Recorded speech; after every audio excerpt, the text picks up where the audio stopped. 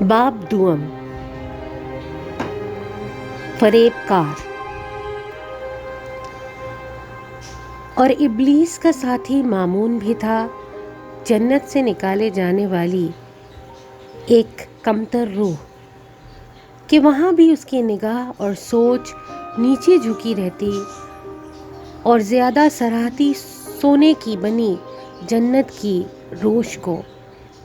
یہ منظر اسے کسی بھی دوسرے سے زیادہ مزہ دیتا ہے۔ اسی نے سکھایا بنی نوع انسان کو اپنے ناپاک ہاتھوں سے دھرتی ماں کے بطن کو کھود کر لوٹنا، ان خزانوں کو جو چھپے بہتر تھے۔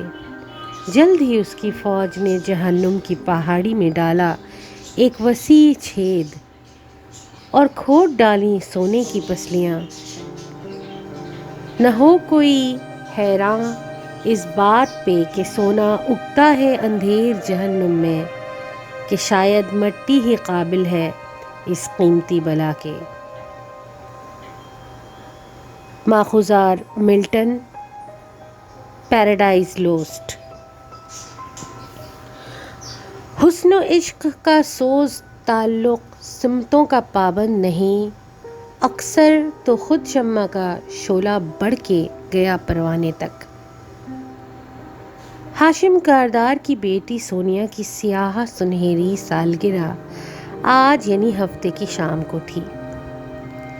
شاید اسی لیے ہفتے کی صبح بھی چمکیلی سنہری طلوع ہوئی تھی۔ البتہ یوسف کے گھر میں ناشتہ کا دھواں، ندرت کی ڈانٹ بھری تاکیدیں، حنین کی بھاگم بھاگ تیاری سب ایک ساتھ چل رہا تھا۔ سعدی آج بھی صبح سویرے ریسٹورانٹ چلا گیا تھا۔ سیم اب یونیفارم میں تیار گول میز کے گرد بیٹھا ناشتہ کر رہا تھا۔ حنین اپنے سیاہ کوٹ شوز پالش کر کے جب آئی تو اس کی پلیٹ کو منہ بن گیا۔ امی، میں نے نہیں کھانا ڈھکن ٹوسٹ، یہ موٹا آلو میرے لیے بریڈ کا پہلا اور آخری ٹوسٹ ہی بچاتا ہے ہمیشہ۔ وہ ماتھے کے بالوں پہ برش پھیرتی وہیں سے چلائی۔ کچن سے ندرت کا ڈپٹا ہوا جواب فوراً آیا۔ 1000 دفعہ کہا ہے کھانے کی چیزوں کے نام مت رکھا کرو۔ اس نے منہ میں بڑبڑاتے ہوئے آگے ہو کر وسیم کا آدھا پراٹھا توڑ لیا۔ خلاف معمول سیم نے کوئی رد عمل ظاہر نہ کیا، چپ چاپ کھانا کھا رہا تھا۔ وہ ناشتہ کر کے اٹھی تو سیم نے پکارا، ہینا، ہینا۔ اس نے گھور کر اسے دیکھا۔ تاریخ گواہ ہے کہ تم نے مجھے بغیر کام کے ہینا کبھی نہیں کہا۔ آج کا لنچ میری طرف سے ہے۔ ہاتھ جھاڑتے اس نے مزید سنجیدگی سے اطلاع دی۔ حنین نے بیگ کندھے پہ ڈالا، فائل اٹھائی اور استضائیہ انداز میں سر جھٹکا۔ مجھے گیس کرنے دو کہ کیا منگوایا ہوگا تم نے۔ ہاں، ہوں گے سموسے، ساتھ میں چرغا اور آلو کے چپس۔ اور جیسے ان سب اشیاء پہ لعنت بھیج کر وہ دروازے کی طرف بڑھی جہاں باہر وین والا ہارن دیے جا رہا تھا۔ سپرنگ رولز، بہاری کباب اور بیکڈ ہوئے آلو، سیم نے عقب میں بڑے سکون سے کہا۔ حنین کے قدم زنجیر ہوئے، آنکھیں یقیناً پھیلی، یکدم مڑی، کوہنی سے دبوچ کر اسے سامنے کھڑا کیا۔ پھر ساتھ میں ہوگی پودینے کی چٹنی، اور مشکوک نظروں سے گھورا۔ اوہو، تمہاری فیورٹ میونیز والی ساس۔ حنین کے لب پر بھرپور مسکراہٹ پھیل گئی، آنکھوں میں شرارت چمکی، بازو چھوڑا اور چلنے کا اشارہ کیا۔ اب کام بتاؤ۔ رات ہاشم بھائی کی بیٹی کی سالگرہ میں نے بھی جانا ہے۔ وہ دونوں ساتھ چلتے باہر آئے تو باغیچہ کراس کرتے ہوئے سیم نے کہا، سعدی بھائی نے کہا تھا کہ امی نہیں جا رہی ہیں تو گھر میں رہوں۔ تمہارے پاس بلیک سوٹ ہے؟ ہاں، وہی جو بھائی نے برتھ ڈے پہ دیا تھا۔ تو پھر اس کو دھوپ لگوا لو، ہوا لگوا لو اور استری کروا لو۔ وہ گیٹ بند کر کے وین کی طرف بڑھتے ہوئے بڑے سکون سے بولی، سیم نے خوشگوار بے یقینی سے اسے دیکھا۔ مگر تم بھائی کو کیسے مناؤ گی کٹو؟ سوری ہے نا سیم یوسف، یہ جو آج تم مجھ پہ اپنی پاکٹ منی جھونک رہے ہو نا، یہ اس لیے ہے کہ تمہیں پتہ ہے اس کام کے لیے صحیح بندی میں ہی ہوں، اس لیے اپنے سوٹ کی فکر کرو بس، کہہ کر وہ وین میں چڑھ گئی۔ اندر رافعہ اور خدیجہ بری طرح دہرائی کرنے میں مگن تھی، جبکہ نعمہ کتاب کھولے کچھ لکھ رہی تھی۔ آج ان کا آخری پیپر تھا۔ کیسی تیاری ہے؟ اس نے امتحان کی صبح کا مخصوص سوال دہرایا۔ یار کچھ نہیں آتا، سمجھو سب مکس اپ ہو گیا، رافعہ نے ہراساں نفی میں سر ہلاتے ہوئے مخصوص جواب دیا۔ حنین نے اپنی فائل کھولی اور سری سے نگاہ دوڑانے لگی، پھر کسی احساس کے تحت نامہ کو دیکھا۔ وہ ٹیشو پیپر پہ کچی پینسل سے لکھے جا رہی تھی۔ نقل کے یہ طریقے ان کو جانے سوچتے کہاں سے تھے۔ اگر پکڑی گئی تو؟ حنین نے قریب ہو کر سرگوشی کی۔ اس نے گھور کر اسے دیکھا۔ تو گرمی گرمی کرتے اس سے پسینہ پوچھ لوں گی، سارے ثبوت ختم۔ اس نے شانے اچکا دیے تو حنین سر جھٹک کر اپنا پڑھنے لگی۔ سیم کھڑکی سے باہر دیکھتا اپنے سوٹ اور ان دوستوں کے بارے میں سوچ رہا تھا جن کو اس نے سوموار کی پارٹی کی تفصیلات دینا تھی۔ ذہن میں وہ فقرے ترتیب دے رہا تھا۔ پتہ ہے ہمارے ایک انکل ہیں، کزن ہے ہاشم بھائی، ان کا گھر پتہ ہے کیسا ہے؟ سیم کو یہ سوچ کر ہی مزہ آ رہا تھا کہ وہ کتنے مزے سے اپنے دوستوں کو سارے قصے سنائے گا۔ تو نے کیا کیا اے زندگی، دشت و در میں پھرایا مجھے، اب تو اپنے در و بام بھی جانتے ہیں پرایا مجھے۔ کاردار خاندان کے قصر کے سبزہ زار میں ملازموں کا عملہ اور فاضل ویٹرز پارٹی کی تیاریوں میں مصروف تھے۔ اندر لاؤنج میں بھی صفائی ستھرائی کا کام جاری تھا۔ شہرین متوازن قدموں سے زینے چڑھتی اوپر جا رہی تھی۔ ہاشم کا کمرہ سنسان پڑا تھا۔ وہ آگے بڑھی۔ نوشرواں کے کمرے کا داخلی دروازہ کھلا تھا اور آگے بالکنی کا بھی۔ وہ بالکنی میں بیٹھا تھا، لیپ ٹاپ گود میں، کانوں میں ایئر فونز۔ شہرین وہیں کھڑی رہی، یہاں تک کہ نوشرواں نے چونک کر اس کی طرف دیکھا تو وہ سر جھٹک کر جانے لگی۔ آپ کب آئیں؟ آئیے۔ شیرو جلدی سے ایئر فونز نکالتے ہوئے اٹھا۔ اس کا چہرہ کھل اٹھا تھا۔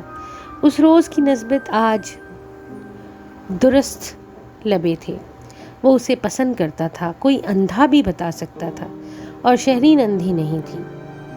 البتہ اسے معلوم تھا کہ وہ کہنے کی ہمت نہیں رکھتا۔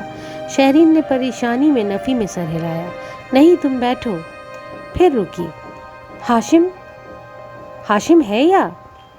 اس نے نوشروا کے بھائی کا نام لیا، وہی بھائی جس کے ڈر کے باعث شیرو کبھی نہیں کہہ سکے گا۔ بھائی کا آف تھا، مگر وہ شاید شہلا آنٹی کے کیس کے لیے کہیں گئے ہیں۔ ان کے ڈرائیور نے ایکسیڈنٹ کر دیا تھا کسی کا۔ وہ ابھی تک منتظر کھڑا تھا۔ شہرین کی آنکھوں میں مایوسی ابھری۔ خیر وہ ہوتا بھی تو میرا کام نہیں ہونا تھا۔ اٹس اوکے، جانے دو، وہ کہہ کر پلٹنے لگی۔ کیا کام؟ مجھے بتائیں۔ وہ قدم قدم اٹھاتا اس تک آیا۔ چھوڑو، تم سے نہیں ہوگا۔ ویل، اگر آپ نے اپنے کام کا ذکر مجھ سے کیا ہے تو یقیناً آپ کو لگتا ہوگا کہ میں کر سکتا ہوں، تو بتائیں۔ وہ اتنا بے وقوف بھی نہیں تھا۔ شہرین تھکے انداز سے مسکرائی۔ سونیا، وہی ہے اصل مسئلہ، اس کو میری اور ہاشم کی پکچرز چاہیے، ہنی مون کی۔ تو آپ کے پاس نہیں ہے؟ نوشرواں کو اندر سے شاید خوشی ہوئی۔ میں تکلیف دہ یادوں کو سنبھال کر نہیں رکھتی۔ اس نے سنہرے بالوں میں ہاتھ پھیر کر ان کو پیچھے کرتے ہوئے کہا۔ وہ دونوں ہنوز وہیں کھڑے تھے۔ شادی کی تو میرے پاس بھی ہوں گی، مگر ہنی مون والی ہاشم کے لیپ ٹاپ میں ہوں گی، اور میں تمہارے بھائی کے منہ نہیں لگنا چاہتی۔ اس نے بہت ہی لاپرواہی سے لیپ ٹاپ کا ذکر کیا۔ نو پرابلم، میں کاپی کر دیتا ہوں. بھائی آفس نہیں گئے تو لیپ ٹاپ گھر پہ رکھ کر گئے ہوں گے. وہ چلتا ہوا ساتھ والے کمرے میں آیا، بتی آن کی. جلدی کرنا، میں اس کمرے میں زیادہ دیر نہیں رکنا چاہتی، اس نے فلیش ڈرائیو بڑھاتے ہوئے کہا. نوشروان نے ڈرائیو پکڑتے ہوئے نظر بھر کر اس کے چہرے کو دیکھا. میں سمجھ سکتا ہوں، وہ جواباً زخمی سا مسکرائی. نوشروان نے ہاشم کی اسٹڈی ٹیبل سے لیپ ٹاپ اٹھایا اور آن کیا.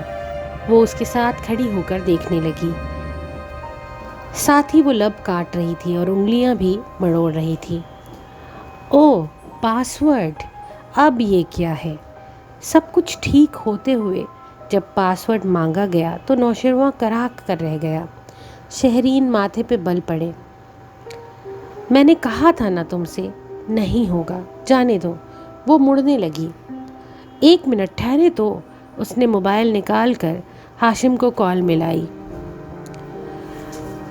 میرا نام لے لینا تاکہ وہ بالکل بھی اپنا پاسورڈ نہ دے، وہ تلخی سے بولی.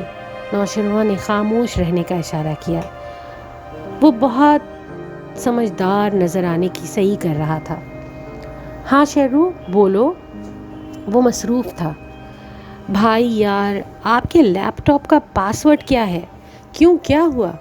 اپنی تمام تر مصروفیت کے باوجود وہ چونکا تھا. کچھ پکچرز چاہیے تھی سونیا کے لیے. کون سی پکچرز؟ وہ ہاشم تھا، کھٹک گیا. بھائی دے رہے ہو یا میں کچھ اور کروں؟ اس کا موڈ بگڑنے لگا.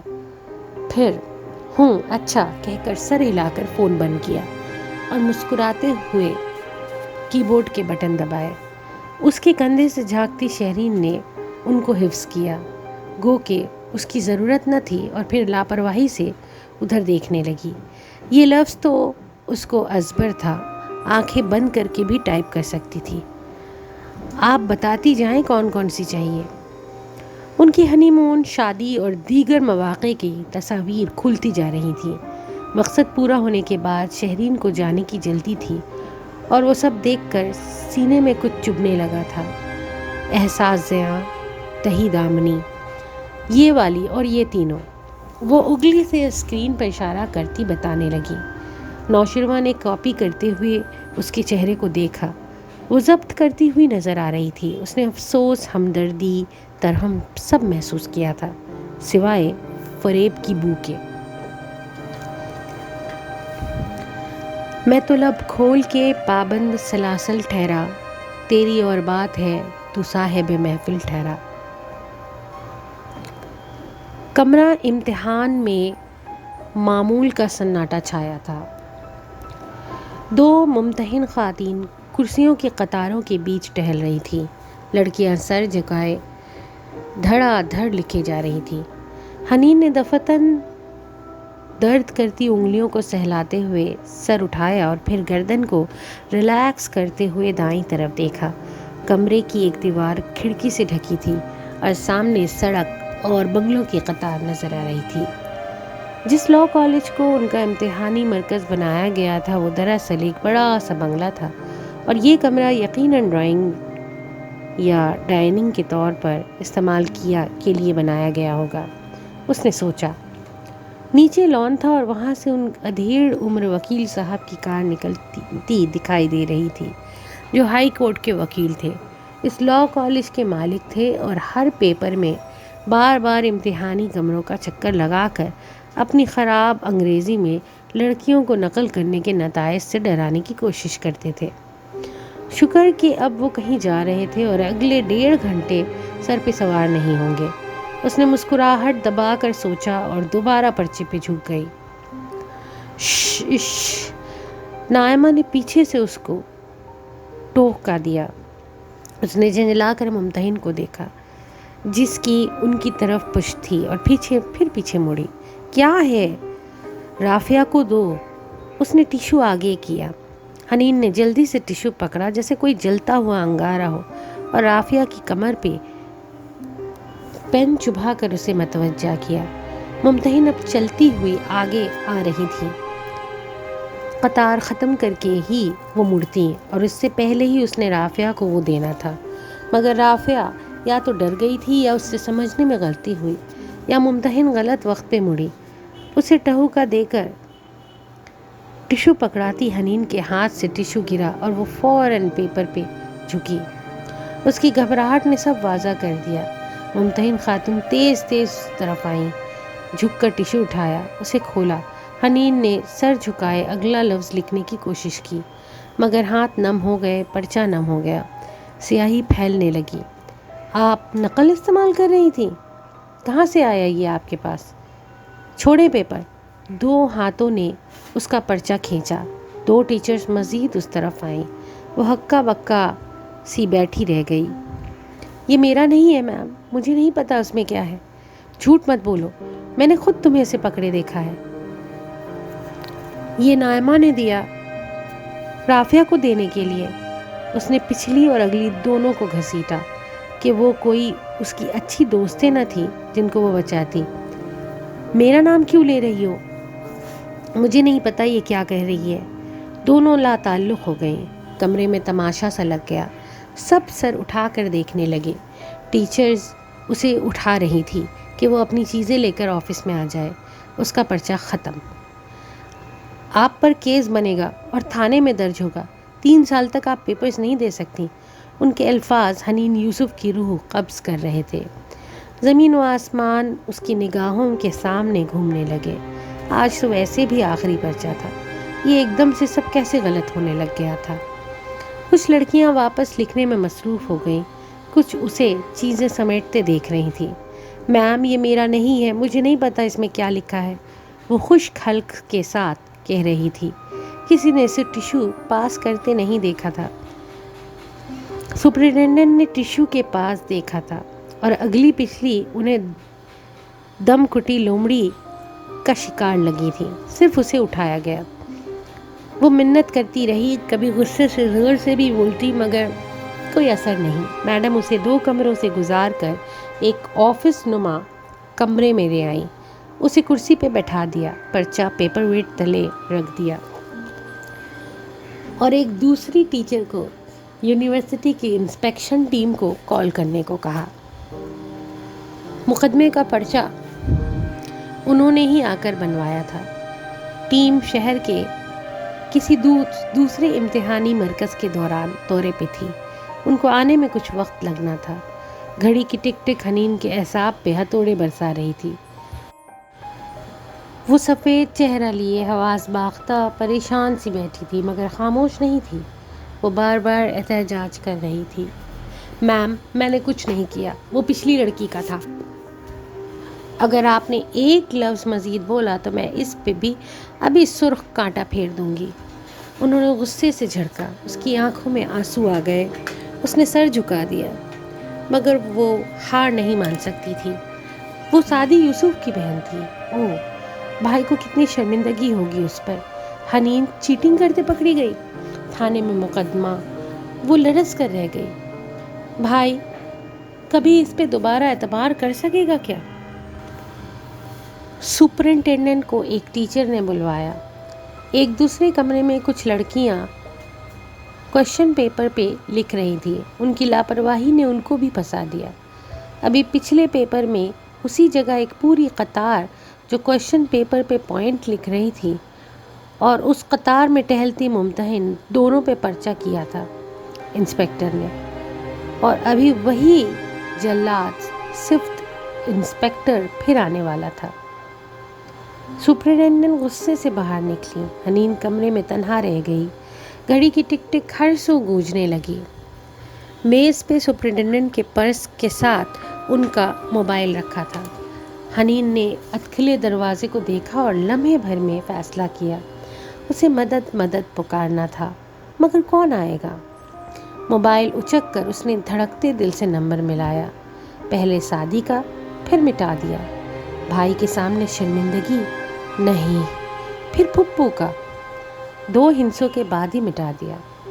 کبھی بھی نہیں۔ اور ماموں کا تو کوئی نمبر ہی نہیں تھا، پھر کسے کرے؟ وقت کی ریت ہاتھوں سے پھسلتی جا رہی تھی۔ وہ تاریک سرنگ میں کھڑی تھی۔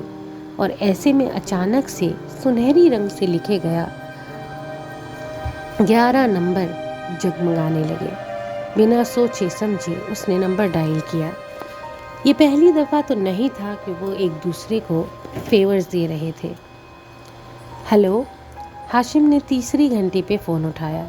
وہ گاڑی کی پچھلی سیٹ پہ بیٹھا تھا اور ایکسیڈنٹ میں مرنے والی لڑکی کی فیملی سے مل کر واپس آ رہا تھا۔ گو کہ نمبر انجان تھا، مگر ہاشم ہر انجان کال اٹھایا کرتا تھا۔ ہاشم بھائی میں حنین بول رہی ہوں۔ منہ پہ ہاتھ رکھ کے وہ دبی دبی سی آواز سے بولی۔ خوفزدہ نظریں دروازے پہ ٹکی تھیں۔ کون؟ حنین؟ وہ یاد کرنے لگا تھا۔ حنین کے گرد اندھیرے بڑھنے لگے۔ نقل کرنے پہ ایک پرچہ، امتحانی مرکز میں موبائل کے استعمال پر دوسرا پرچہ۔ میں ندرت کی بیٹی، فارس کی بھانجی، زمر کی سعدی کی بہن۔ ہاشم چونکا تھا۔ ہاں حنین، بولو بیٹا، کیا ہوا؟ خیریت؟ اور اس کی آنکھوں سے آنسو گرنے لگے۔ ہاشم بھائی، انہوں نے مجھے چیٹنگ کرنے کے جرم میں پکڑا ہے، پرچہ ہوگا، پلیز کچھ کریں۔ تم کدھر ہو؟ مجھے ایڈریس بتاؤ اور فون کہاں سے کر رہی ہو؟ اس نے جلدی ایڈریس بتایا تھا کہ باہر سے بولتی سپرنٹینڈنٹ کی آواز قریب آنے لگی۔ سپرنٹینڈنٹ آ گئی، کال بیک مت کیجیے گا۔ گھبرا کر اس نے فون رکھا۔ دروازہ کھلا اور وہ اندر آئیں۔ حنین نے ماتھے سے پسینہ صاف کیا۔ دونوں ٹیچرز اس کی طرف متوجہ نہیں تھیں۔ اسے تو وہ کنارہ لگا ہی چکی تھی۔ اب پوری 5 لڑکیوں کے کوشچن پیپر کا معاملہ آ گیا تھا۔ انسپیکشن ٹیم آئے گی تو یہ پنڈورا باکس بھی کھلے گا۔ وہ لوگ سخت غصے میں تھے۔ کسی نے بھی موبائل کی سمت نہ دیکھا کہ ان کو بلا اجازت خود بھی موبائل استعمال کرنے کی اجازت نہ تھی۔ حنین اب بہتر محسوس کر رہی تھی۔ ہاشم سے بات کر کے تسلی ہوئی تھی۔ یہ لاء کالج تھا، ہو سکتا ہے ہاشم ان خراب انگریزی والے پرنسپل کو جانتا ہو، وہ انہیں فون کر دے اور معاملہ ختم ہو جائے۔ ہاشم تو سب کو جانتا ہے، اور یہ تو سب کو پتا تھا کہ کام کے وقت ہاشم کاردار کو ہی پہلی کال کی جاتی ہے۔ اس نے کوئی غلطی نہیں کی۔ وہ انگلیاں مڑوڑتی خود کو ریلیکس کر رہی تھی۔ گھڑی کی سوئیاں آگے بڑھ رہی تھی۔ وہ کھڑکی سے نیچے گیٹ کو دیکھنے لگی۔ یہاں سے گیٹ صاف سے دکھائی دیتا تھا۔ وہ وکیل پرنسپل کب آئیں گے؟ اف، کتنا وقت گزرا، سپرنٹینڈنٹ کی کتنی کڑوی کسیلیں سنی، کچھ پتہ نہیں۔ پتہ اس وقت چلا جب اس نے گیٹ کے پار سیاہ چمکتی کار رکتی دیکھی۔ پچھلا دروازہ کھول کر وہ نکلا۔ سیاہ سوٹ، ٹائی، سن گلاسز، ہاتھ میں سرخ کور کی فائل۔ گلاسز اتارتے ہوئے اس نے گیٹ پار کیا۔ حنین کی سانس رک گئی۔ بہت عرصے بعد دیکھا تھا، مگر وہ پہچان گئی تھی۔ وہ ہاشم تھا۔ ہاشم خود آیا تھا حنین کے لیے؟ وہ سکتے میں تھی۔ وہ وکیل لگ رہا تھا یا اس کی شخصیت ایسی تھی؟ اسے کسی ملازم نے نہیں روکا۔ وہ کسی سے امتحانی کمرے کا پوچھ کر اوپر آیا، راہداری عبور کی اور سپرنٹینڈنٹ کے آفس کے سامنے رکا۔ حنین بے اختیار کھڑی ہو گئی۔ اس کی آنکھوں میں امید اور خوف دونوں سمٹے تھے۔ سپرنٹینڈنٹ آپ ہیں؟ ہاشم نے سنجیدگی سے سپرنٹینڈنٹ کو مخاطب کیا۔ وہ دونوں خواتین پزل سی ہو کر اسے دیکھنے لگیں۔ جی میں ہی ہوں، مگر یہ امتحانی مرکز ہے، یہاں غیر متعلقہ افراد کا داخلہ۔ اس کی شخصیت کے روب میں وہ ذرا دھیمی سی کہنے لگی۔ تو پھر آپ ان کو یہاں سے بھیج دیں، کیونکہ مجھے اور آپ کو تنہائی میں بات کرنی ہے۔ ہاشم نے کرسی کھینچی، ٹانگ پہ ٹانگ جگا کر بیٹھ گیا اور سنجیدگی سے دوسری ممتحن کی جانب اشارہ کیا۔ سپرنٹینڈنٹ پریشان ہوئی، مگر دوسری ٹیچر خود ہی جلدی سے باہر نکل گئیں۔ حنین بیٹا، دروازہ بند کر دو، اس نے اطمینان سے دوسرا حکم صادر کیا۔ سپرنٹینڈنٹ چونکی، وہ اس بچی کا جاننے والا تھا، مگر حنین نے جلدی سے دروازہ بند کیا، پھر واپس آ کر کھڑی رہی۔ ٹانگوں سے جان نکلنے کو تھی، مگر بیٹھی نہیں۔ ہاشم نے ابھی تک اس کی طرف نہیں دیکھا تھا۔ دیکھیں، آپ اس طرح کیسے اندر آ گئے؟ یہ کوئی طریقہ کار نہیں۔ اب ان کے غصہ چڑھنے لگا۔ میں ہاشم کاردار ہوں، حنین یوسف کا وکیل، اور طریقہ کار میں ابھی آپ کو سمجھا دیتا ہوں۔ مگر اس کے نام کا سپرنٹینڈنٹ پہ کوئی اثر نہ ہوا، وہ اسے نہیں جانتی تھی۔ اس بچی نے نقل کی ہے، یہ نقل کی ٹیشو پیپر لے کر پکڑی گئی ہے، اور ابھی انسپیکٹر آ کر اس پر پرچہ کاٹنے لگے۔ اس لیے میں یہاں آپ کی کوئی سفارش نہیں سننے والی ہوں۔ جی، یہ نقل کی بوٹی اس کے پاس تھی، بالکل تھی۔ ہاشم نے اس بات پہ سر ہلایا تو حنین نے کرنٹ کھا کر بے یقینی سے اسے دیکھا۔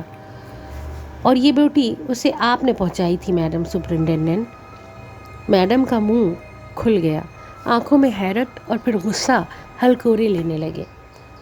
مگر اب ہاشم نے اسے بولنے کا موقع نہیں دینا تھا۔ یہ آپ ہی نے پہنچائی ہے، بالکل اسی طرح جیسے پچھلے چند سالوں میں آپ نے اپنی 3 رشتہ دار بچیوں اور ایک دوست کی بچی کو نقل پہنچائی تھی۔ ان چاروں لڑکیوں کے بیان، حلفی نقل کے عمل کا طریقہ، ان امتحانی مراکز کی تفصیلات اور شناختی کارڈز کی کاپی سب اس فائل میں موجود ہے۔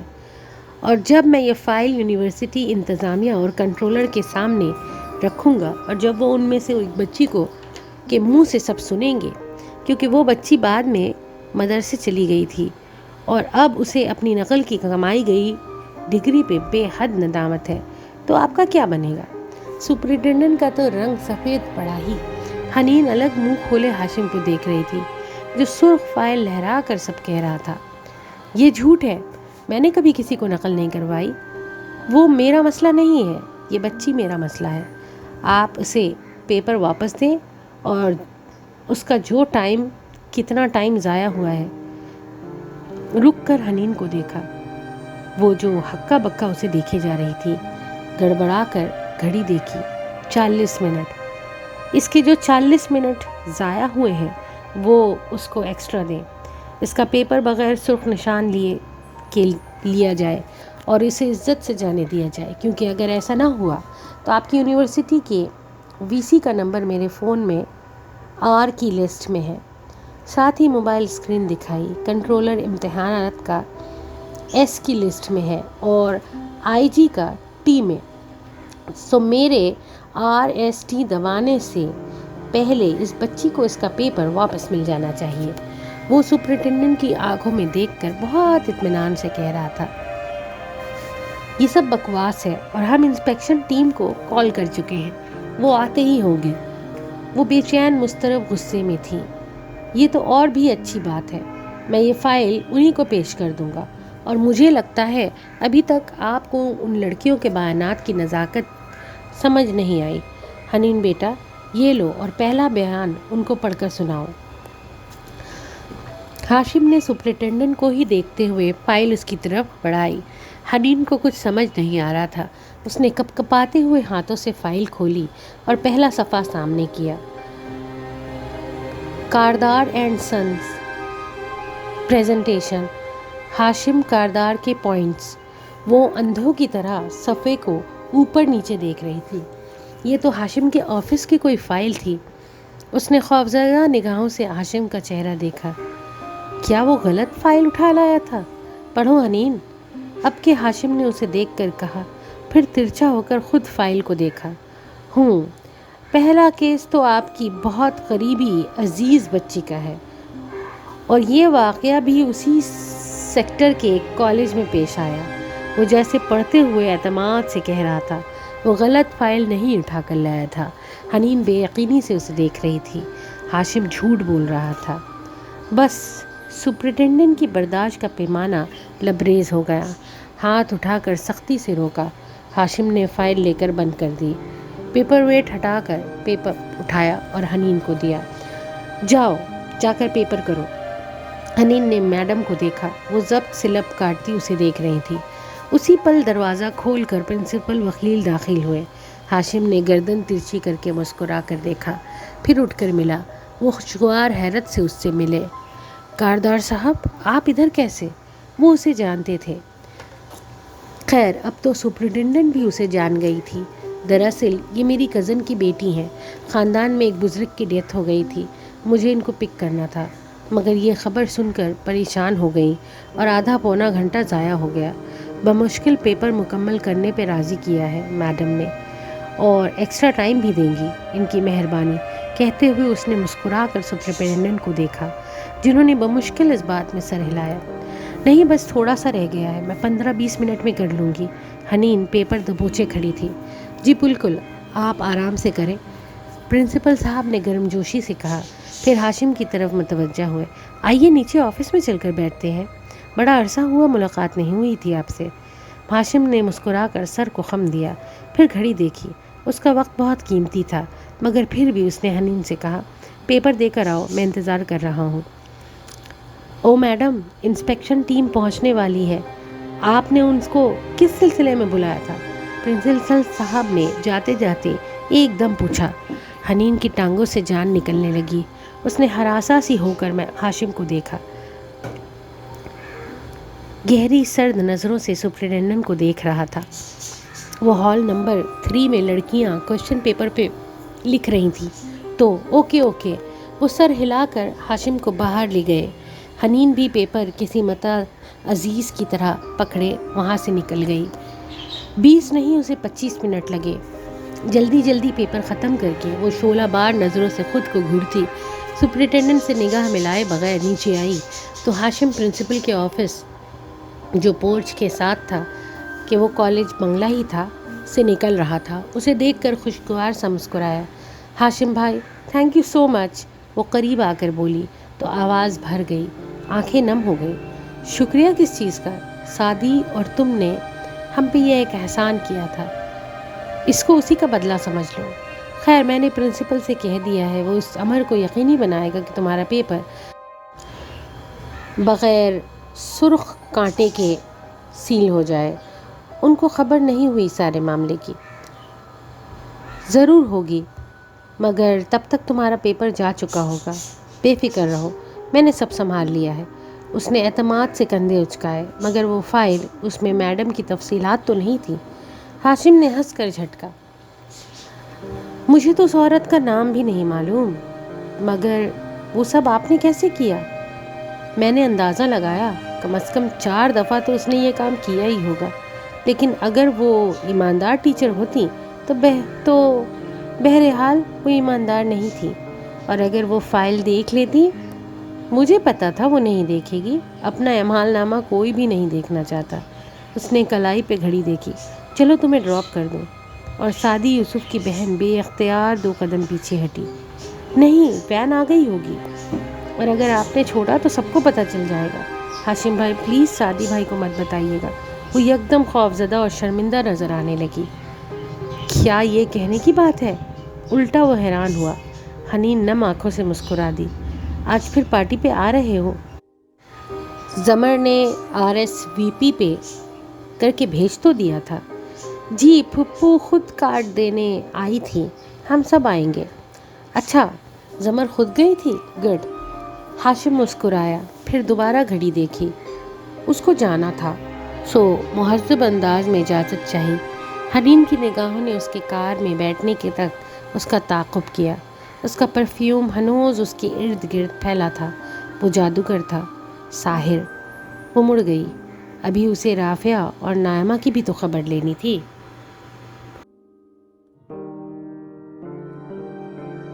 اگر آپ کو ہمارے ایپیسوڈز پسند آئے ہوں تو پلیز لائک، شیئر اور سبسکرائب ضرور کریں۔ اگر آپ اپنی پسند کی کوئی کہانی سننا چاہتے ہوں تو ہمیں اس کہانی یا ناول کا نام ضرور کمنٹ باکس میں لکھ کر بتائیں۔